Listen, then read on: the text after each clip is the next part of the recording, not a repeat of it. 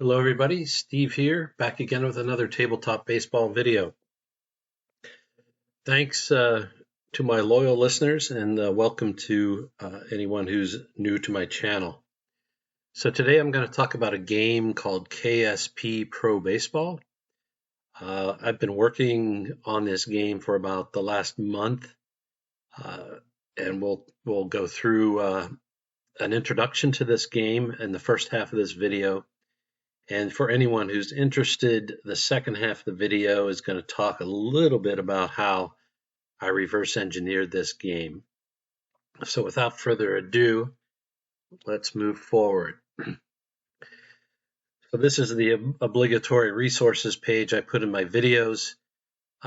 These videos, the links that I show here will show up in the description to this video.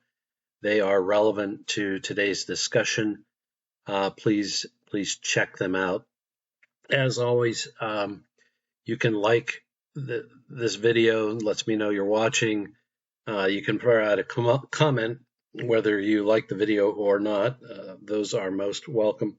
And of course, you can always subscribe.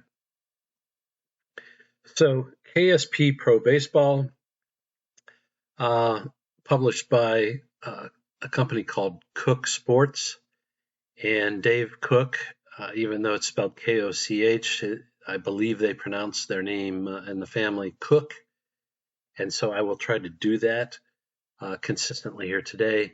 But KSP was published in 1983, initially with the 1982 season, and it was produced 3 years in a row. You can kind of tell if you look at the early cards, but a computer was used to help do the card creation, and as you'll see, I don't know how you would have produced this without some help from a computer. Dave, after 3 years, moved on to computer-based games, and he now sells a whole bunch of games under the brand Action PC Sports, including a baseball game. And I had an email exchange with Dave recently, and he gave me permission to produce and publish homebrew cards for KSP Pro Baseball. I don't own this game. I have some sample materials that I used for my research. A friend of mine, partner in crime, so to speak, has this game, the 1984 edition. He has enjoyed this game in the past and is absolutely happy that we once again can have new teams to play with this old game engine. And he's the one that really asked me in a kind of an innocent email back in July, do you think this could be reverse engineered? And I poked around for a while, thought about it for a while, started doing some analysis, and as you'll see, eventually determined that we could reverse engineer this. So just this last weekend, I found this ad for the initial KSP Pro Baseball game. It was in a baseball digest from July 1983. I bought it just at a baseball card show just on a whim, mainly because I wanted to show my wife the cover. It had Tony Pena on, and at one time, to the extent she was a baseball fan, at one time that was her favorite player. The interesting thing at the top of this ad is it says now you can manage all 780 big league players. That's a lot of cards, especially for a sim put out in 1983. Lots of good marketing material here in the body of this ad, but the subheading says the most exciting and realistic table game you can buy. So let's look at the most exciting and realistic table game you can buy, circa 1983. So here we have two player cards, Don Mattingly on the left as a batter, of course, and Dwight Gooden on the right. And it should be pretty obvious, but I've highlighted in white and in black the two sides of the matrix. And so what you do is you roll two white six-sided dice, sum them up, and based on the sum of those dice, it determines what column you read. And then you roll, or at the same time, you roll two black dice, two black d6, and add them up, and that sum determines the row that you read. So the intersection of the column and the row is the result. So column 5 and row 6 is a single, and it's a two-base advance. So you'll see that columns 2, 3, 4, 5, 6, 7 are on the batter card, and 8, 9, 10, 11, 12 are on the pitcher card. So it's not 50-50, as we'll talk about on the next slide, but it is binary. So you're going to look at one card or the other for your result. And the results, in terms of the result code, in most cases is going to come directly off of one card or the other, and it's going to result from one dice roll.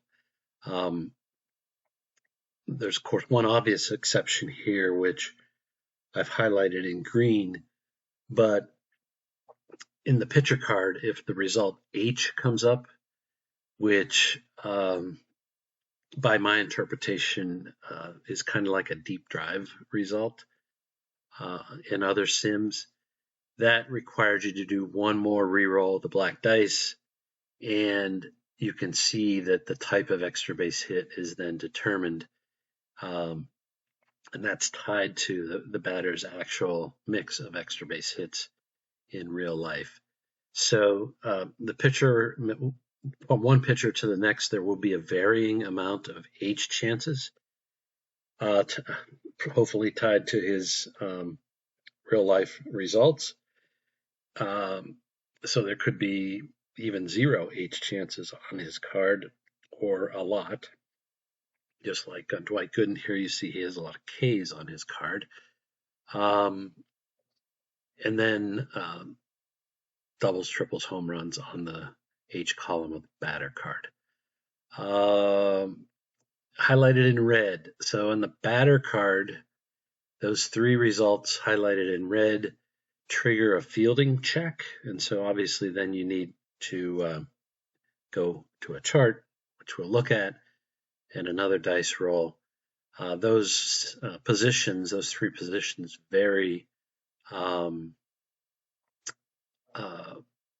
bit from card to card. I don't think, based on my analysis, I found an excessive emphasis on one position over the other, although I don't think it's balanced equally 1/9. And so I do randomize these based on some probability of that position being on the card. And then on the right, you see there is one cell a little bit remote on Gooden's card, which triggers an injury check. In terms of pitchers batting, so obviously you roll the white dice to determine the column. So when the pitcher's batting, if the dice come up to 8 through 12, you'll look at the pitcher card for the result. But if Dwight Gooden is batting against some pitcher, say pick somebody, Paul Skeens. If Dwight Gooden is batting against Paul Skeens, if 8, 9, 10, 11, or 12 come up, I'm sorry, if 2, 3, 4, 5, 6, or 7 comes up, you're going to look at Gooden's H column, and that's where you're going to read his hitting results. And so as you can see, the pitcher, he's only got one hit result in that H column. It's a little confusing. It is described in the rules. let's just leave it at that. In the homebrew versions of these cards that we've been making, we have been including, at least for the non-DH years, we've been including a pitcher hitting card that represents all the pitchers on that team. So if you don't really want to use this H column on the pitcher card as his hitting card, you can use that other hitting card. I think I've covered everything here. Well, I guess the other thing you see at the top is you'll see letter ratings for fielding. And so Mattingly played both first and outfield. And then Gooden has a pitching fielding rating, which is the letter B here.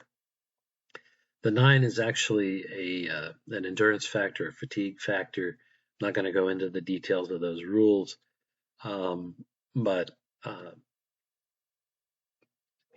he obviously could pitch deep into games, so that's the 9. And then actually on both cards you'll see they have a base running rating, a sacrifice rating, a stolen base rating, and an injury rating. And I do like the fact that they separated base running and stolen bases. Not every sim does that. It's not the end of the world if they don't, but that is useful, I think. So let's move on. I apologize. The reference copy of the rules that I have is not the best scan, but you'll see that this game is heavily concentrated or driven by these result codes, and the variety of codes is what allows a lot of the action to be driven directly off the player cards themselves. So of course you have strikeouts, walks, hits by pitch, injury, and the batter's H column that we already talked about. There are some hit results that are straightforward as to how many bases the runners advance. And then, so those are the S, the S2, the D, the D3, etc. There are also results that have an A after them, the most common being S2A, which would be a single, runners advance 2 bases, and then a stolen base attempt will follow. So there's a bit of an auto steal element to this game built in, which is pretty efficient, actually, I think.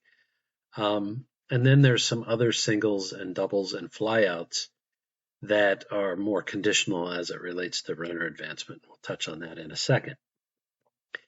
In terms of outs, we just saw flyouts. There's line outs and there's pop outs. So all those 3 are outs for balls hit in the air. And then there's 2 types of ground balls. There's GB and DP. And obviously the DP is more likely to induce a double play. And then there are charts that interpret the outcome of the play. And so if there are runners on base, you would actually need to go ahead and go here. And there's again some kind of deep, I don't say deep, but there's a lot packed into a small form factor once again.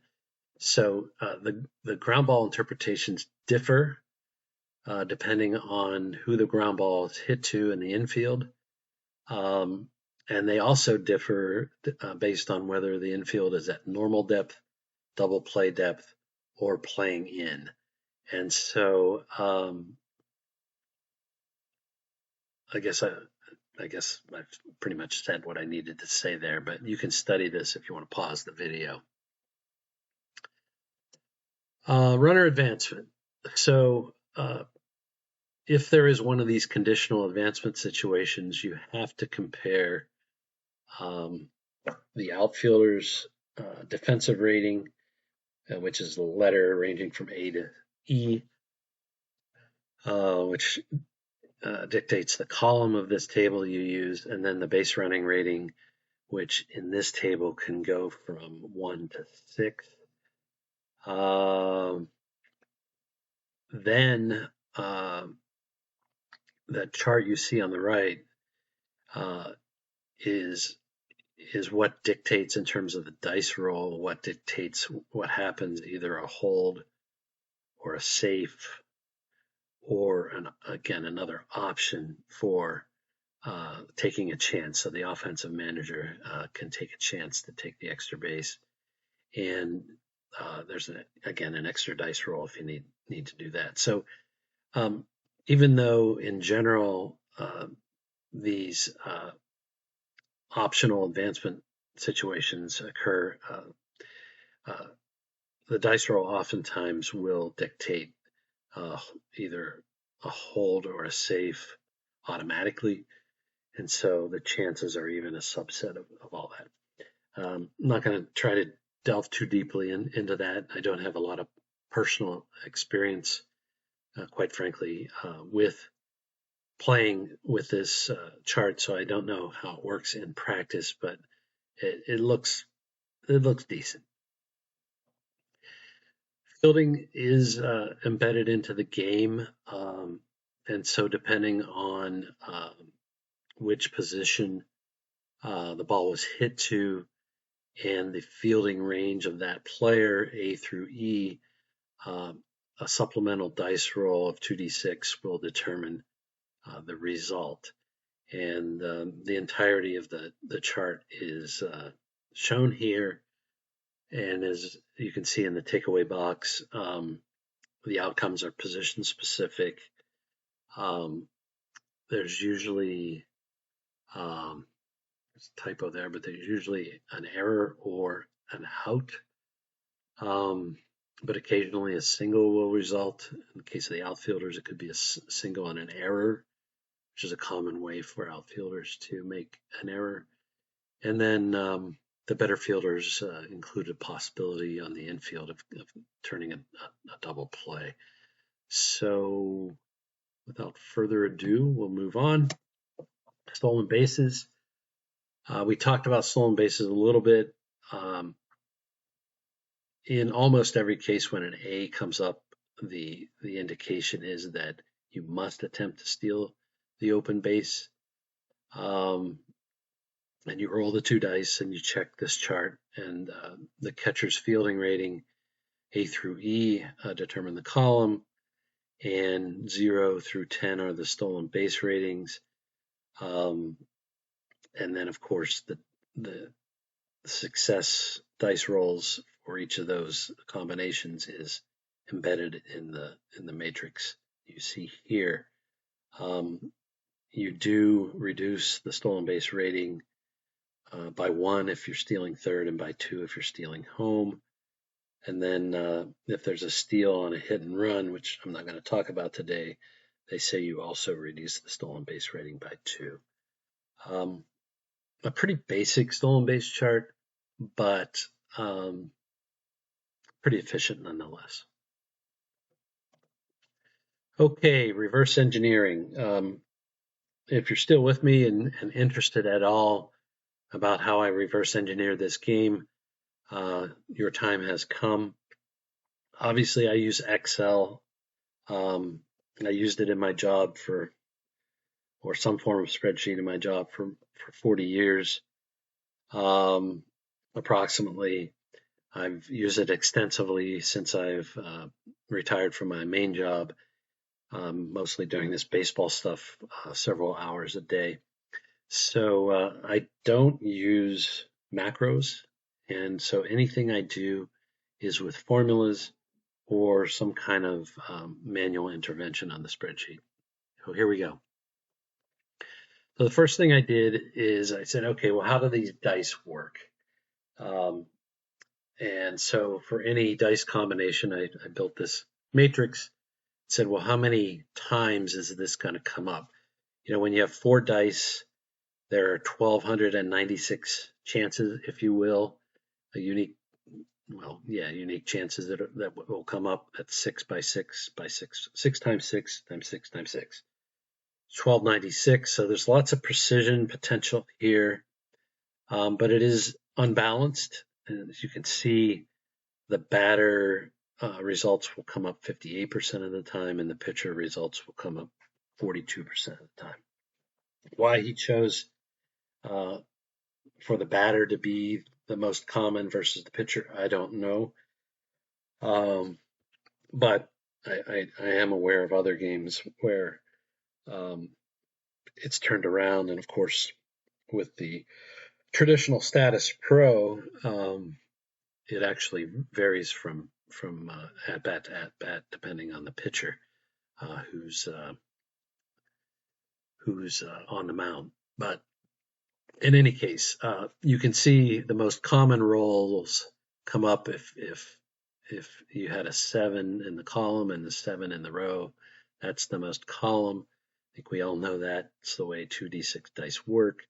I've kind of shaded the most common results there. But the next thing was to convert these to individual percentages. So at a given plate appearance, what's the percentage likelihood that this will come up? And in the column 7, rows 6, 7, and 8, if you recall, those three were the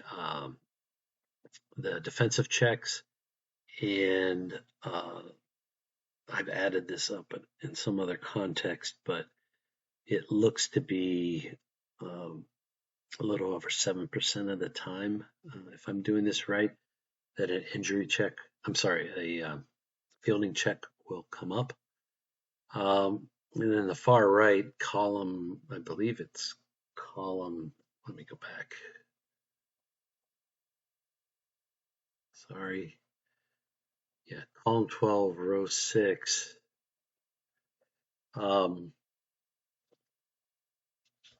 It's only 0.5% of the time there will be an injury check. So those are the percentages. It is interesting because it gives you a lot of precision to work with on these cards. It is complicated because every cell, or not every cell, is the same percentage, like you would have with, say, a D10 die. 2D10 dies or 4D10 dies would make this game easy to program, but such is not the case. So what I started to do, and you have to do this, is just start analyzing the cards. So this is Dale Barra, 1984 season. And so you can see his card on the right, and you see I built a matrix that looks very similar to the card in the upper left. And I built a spreadsheet. You only see a small piece of it down below, but I basically summarized in terms of percentages how often each of these results come up. And I actually, in the column that actually has percent signs, I actually express those in terms of percent of times they would come up on the card itself, if I'm not mistaken.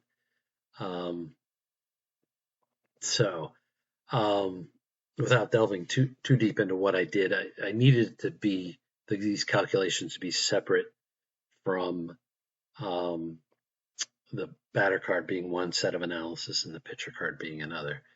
The takeaway at the bottom here is I ended up confirming that things work directionally like I thought. So I qualify that word directionally because I wasn't able to exactly reproduce the results on the cards that I expected. They didn't match exactly the percentages that I expected, but they directionally did that. Now, in any reverse engineering, that becomes a critical point in the process. You have to decide, am I doing something wrong? Am I not understanding something about the game engine that causes these calculations to not match exactly what I thought? Or did the original designer not do it right?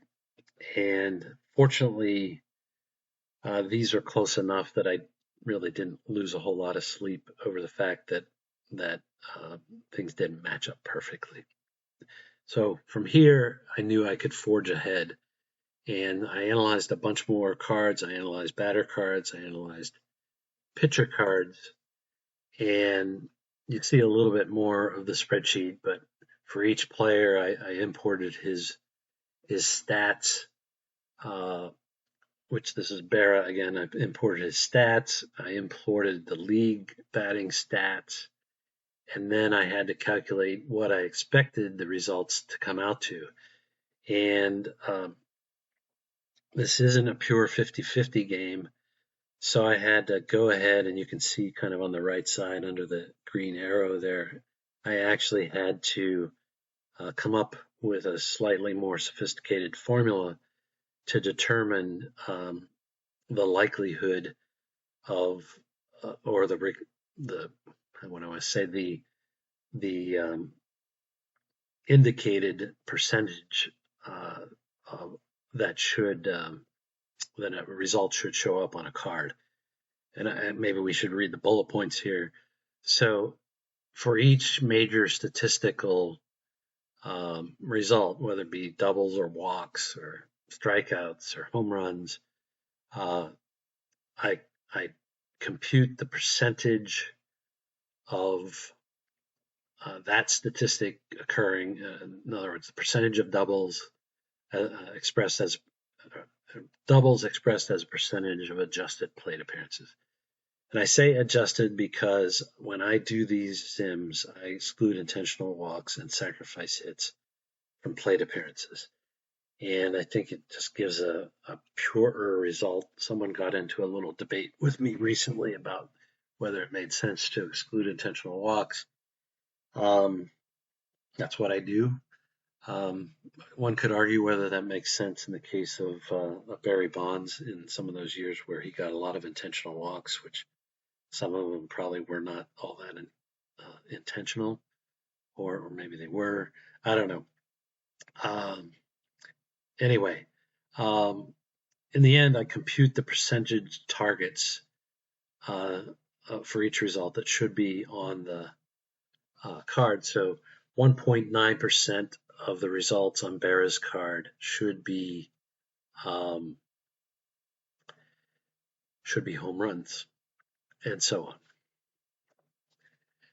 So once I did all that, then I basically just built on that same math and created a card generation spreadsheet.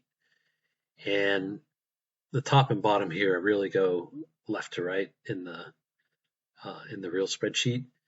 But basically, and this isn't Berra, but basically, you see the top row there are the percentage targets that we're going after based on the guy's actual stats versus the league average, using that modified version of what I call 50-50 math. And you compute all the targets. And so I compute the high level targets across the top. And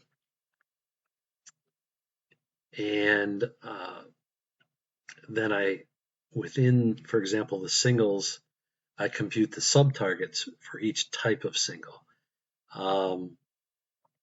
And within the outs, the non-strikeout outs, I split them apart between ground outs and what I call air outs. And I do that using the ground out air out ratio that's available for each batter or pitcher on Baseball Reference. And then I subdivide the ground outs into double plays and the GB result. And the way I do the double plays is I actually customize that based on a formula that you can actually see here and determine the ground ball DP split. So that double play propensity whether it's for the batter or the pitcher, is embedded in here. If you're going to go big, or if you're going to do it, you might as well go big. And so I did that. And then I split the air outs apart between fly outs, line outs, and pop outs. And I think I just did that based on how the original game split those three. And then within the fly outs, line outs, and pop outs, I split it apart by where the ball was hit. And whether it is hits or outs, it will differ based on the handedness of the batter in this case. So, like if you look on the right side, the ground balls are either going to go to the pitcher, the third baseman, or the shortstop if the guy's right-handed.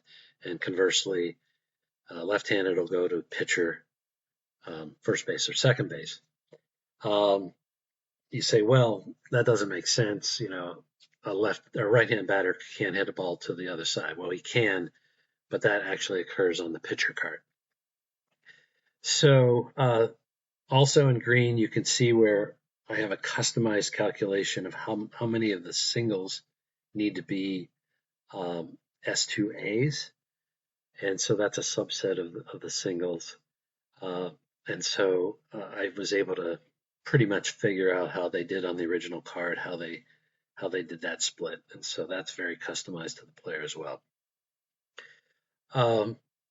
This was a lot.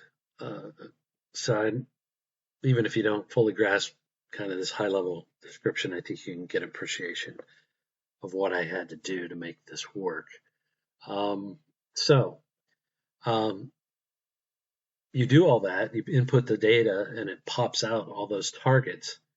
Well, then what you have to do is you have to assign a play result to each of the dice rolls. And as we said before, each of the dice rolls has a unique percentage chance of occurring. These percentages are specific to the batter card percentages. So 7 and 7 is going to come up almost 5% at the time if you're on the batter card, if you know you're on the batter card. So you see all the elements in blue need to be typed in, and it's really trial and error. There's like 50 dice rolls. No. Unique combinations, there's, I guess, 12 by 12, 144. Sorry, long day. Anyway, there's a long row of dice rolls here when you combine the white dice and the black dice. And so actually it's not 12 by 12. It's there's 6 columns on each or 7 technically in the batter card. So it's 7, 12. There's 96, 84. 84 results, maybe. Man, I'm digging myself a deep hole. Anyways, you get the point. So this is a partial indication of what you have to do, but you have to go and type in results such that these differences are become as close to zero as they can for each of these little individual result types. So when you're done, if you've done it right, you'll minimize the differences versus the targets. And I included a little check digit over here where I calculate the implied batting average of the card, and I also know the target batting average based on this 58-42 math for the batters and the pitchers. And you can see I came within 1 point here of the batting average, and that's really close, but it's usually 10 points or less. Well, this is very cumbersome, time-consuming. It takes some time to enter the data, but it also takes a ton of time to enter these results. Well, I have another friend who will remain nameless, but who is a software engineer, I'll call him by trade, and also a baseball fan. He took it upon himself to use AI prompts into I guess, a large language model, you could call it, and had that software generate code that would do these allocations automatically. And uh, amazingly, it works, and it works with very little, or very high precision, very little requirement to override some of the results to tweak them down to what you want. And so this literally cuts hours out of card creation, even though it's still labor intensive in some respects. Uh, it really reduces the time. Makes you wonder how uh, Dave produced these cards in the first place with whatever tools he had at his disposal in 1982, 1983. But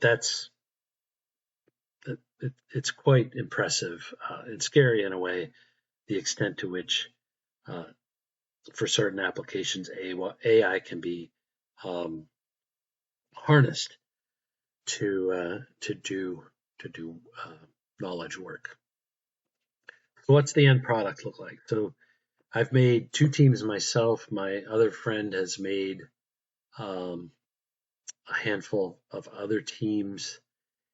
So here's what my cards look like. Uh, I've thrown, well, the logos come regardless of which of us makes it. But you have pitcher card on the left, batter card on the right. I've added a little color in the matrix section. But the matrix fills out automatically once you fill in the column that you saw on the prior page. The stats come over as well and are put at the bottom of the page. If you input the defensive data for each player, you'll see at the bottom of the batter card, you'll see it tells you his rating for defense, and it tells you the number of games he played at that position. I had to come up with mechanisms to calculate the base running rating, the sacrifice rating, the stolen base rating, the injury rating. And then one of the things I did here is I separated the fielding rating from the arm rating for the outfielders and for the catchers. And then you can see over in the pitcher card, I included a roll indication. In the case of Freddie Peralta, he's a starting pitcher, but it could be closer. It could be somebody who's a starter most of the time, reliever less of the time, etc. So that's what the cards look like. I guess we talked about the things I highlighted in green. I automated the pitcher defensive rating, you can see, and also his endurance rating, which Peralta's only a 6. If you saw on Gooden, he was a 9. So that's it. This game are the teams that we're making.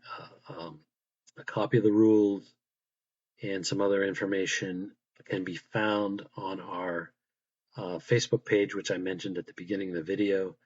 It's the Astra baseball game, or Astra batter up group, and it's on Facebook, and that's where we're publishing these cards.